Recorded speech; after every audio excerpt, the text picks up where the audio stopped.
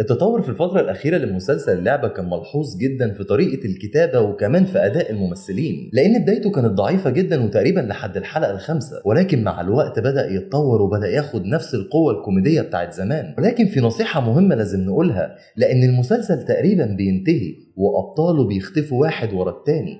أحكي لك.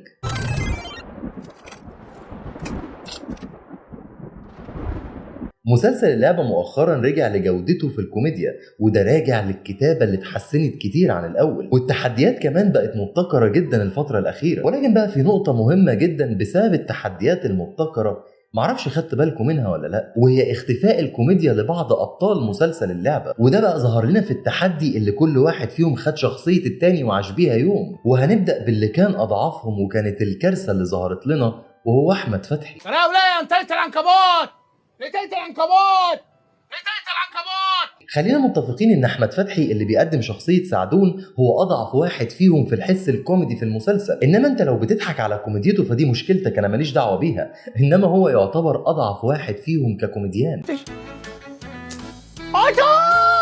وسعدون اللي هو احمد فتحي خد شخصية جميل جمال اللي هو محمد ثروت، وللاسف هنا كانت الكارثة. احمد فتحي معرفش يمثل الشخصية. سيبوكم من فكرة ان هو معرفش يقلد محمد ثروت، هو معرفش يمثل شخصية جميل جمال. حتى كمان لو تاخدوا بالكم هتلاقوه انه خرج بسرعة من التحدي، لانه ما كانش عارف يمثل شخصية جميل جمال اساسا. هاي ساعدوني اديني الحساب، مش هينفع يتسجن. لا وقف، لا وقف، لا وقف، لا. فده يعتبر اضعف واحد اداء تمثيلي فيهم. ولكن بقى لو رحنا للاقوى هيكون الفنان القدير سامي مغاوري. والله انا الدكتور منعنا من الحركه المفرطه. شوفوا حد يطلع يقفل الباب والا هدلع لك. الفنان سامي المغاوري اللي بيقدم شخصية بسيوني لما عمل شخصية غريب كان بجد قادر يأدي شخصية غريب، لدرجة انك تحس ان الشخصية دي كانت بتاعته اساسا في البداية. ونفس الكلام على محمد أوتاكا اللي بيعمل شخصية غريب، لما عمل شخصية بسيوني عملها صح جدا. حتى هو كمان قال في المسلسل انه كان لاعب الدور صح قوي.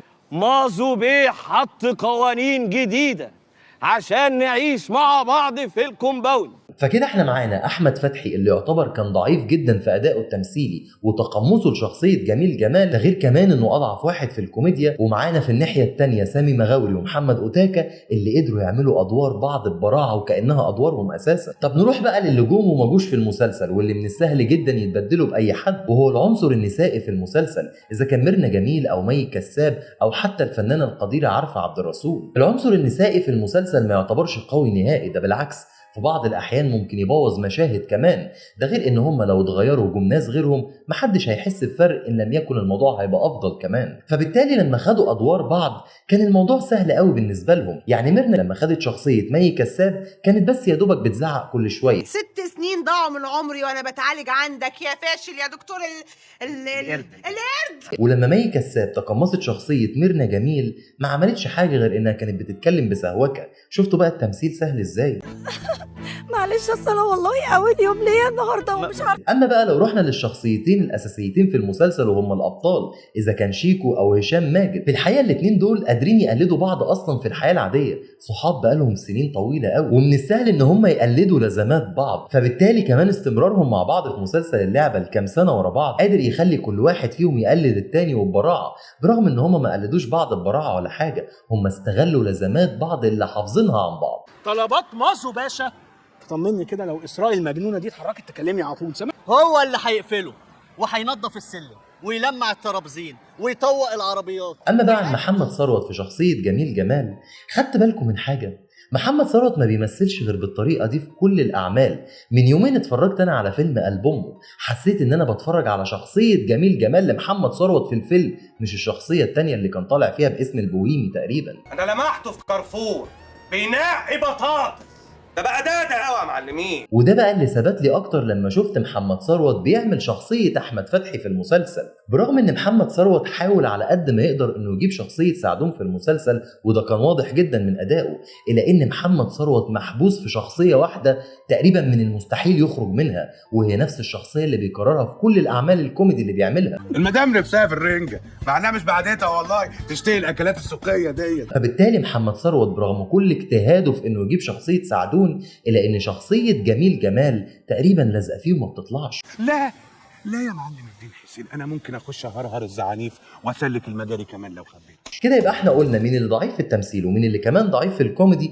وقلنا مين اللي كان ممتاز جدا في ادائه التمثيلي والكوميدي ومين اللي حافظ التاني ومين اللي ملوش لازمه. ولكن بقى هل الكتابه مستمره بشكلها السيء ولا اتحسنت؟ الكتابه اتقدمت بشكل جيد في التحديات والابتكارات اللي طلعت بعد كده في المسلسل، ولكن الكتابه ما حافظتش على ابطال المسلسل. لان انتوا لو خدتوا بالكم في كل موسم عن التاني في شخصيه بتموت، وتقريبا اللي ماتت تماما الموسم ده هي شخصيه سعدون واحمد فتحي. وانا اعتقد ان الموسم اللي جاي ممكن الشخصيه اللي تموت هي محمد ثروت اللي كانت افضل شخصيه بالنسبه لي في المسلسل كله. وبكده نقع في حيره، هل المسلسل يكمل ولا ما يكملش؟ انا من وجهه نظري انه لازم المسلسل يكمل لانه بجد حلو، ولكن يكمل لما يكون في ورق يكمله، مش نقعد نفكر ونعصر دماغنا ونعصر الجمهور عشان نكمل المسلسل والسلام. لان فكره عصر الافكار ديت بتموت المسلسل وبتموت ابطاله مع الوقت كمان. المسلسل يعتبر من افضل المسلسلات الكوميدي اللي ظهرت في اخر 10 سنين تقريبا، ان لم يكن افضلهم على فكره. ويمكن لو قلت انا مين المنافس الكبير لمسلسل اللعبه،